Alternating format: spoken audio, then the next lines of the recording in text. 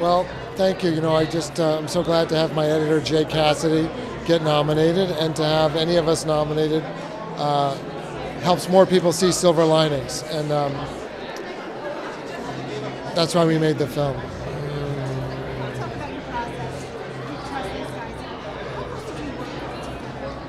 Does he call you in and say, let me show you this? How does that work for you? I tend to work very closely with editors. Pamela Martin and I work very closely together. Jay Cassidy and I worked very closely together. It got very personal.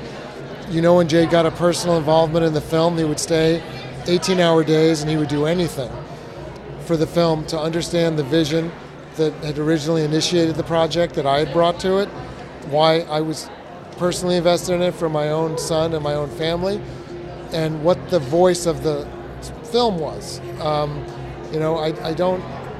And then it goes back and forth. Once it's like that, then it's like working with an actor.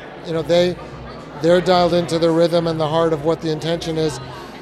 They make it their own, and then we come back and we talk about it together, and we do it again and again and again. I also love taking notes from audiences. I love taking notes from anybody. Bradley Cooper was in our edit room. Jennifer Lawrence came in. Harvey Weinstein came in, and I like previewing.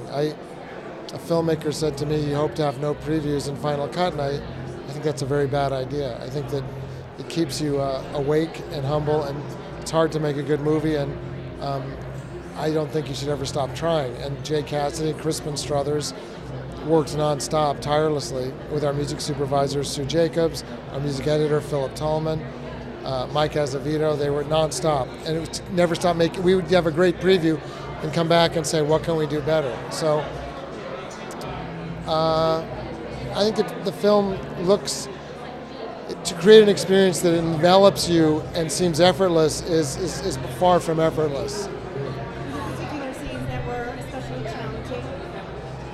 The opening of the film was, like the opening of The Fighter, was very tricky. How to get us into this world with Bradley Cooper, how to introduce him, how to establish exactly how extreme his issues were, how his parents felt, how extreme Robert De Niro was, how to establish that he was trying to reach his wife, all of that, to back into that in a way that grabs you emotionally. Also the sequence where he and Lawrence first decide to negotiate their agreement and to then rehearse dances took a lot of work. We had a lot of footage, and it took a lot of work to get it just right. And to find the Bob Dylan, Johnny Cash song that was their heartbeat. The dance sequence, I would say, was as hard to cut as any of the fight sequences in The Fighter. I mean, took an enormous amount of work, the ultimate dance sequence. And the parlay scene has every character in the movie in it. And Jennifer Lawrence going toe-to-toe with Robert De Niro. Took a lot of work to cut that. Are you delighted that the movie's being recognized as much as it is? Of course, what means everything to me is that the film is reaching a wider audiences, which this event and others like it that's what you're all for. You make other people see the movie. Our box office has gone completely because of word of mouth and events like this. It was a small movie that Harvey Weinstein saw as a big movie because it is a big movie in its heart. We had a small budget.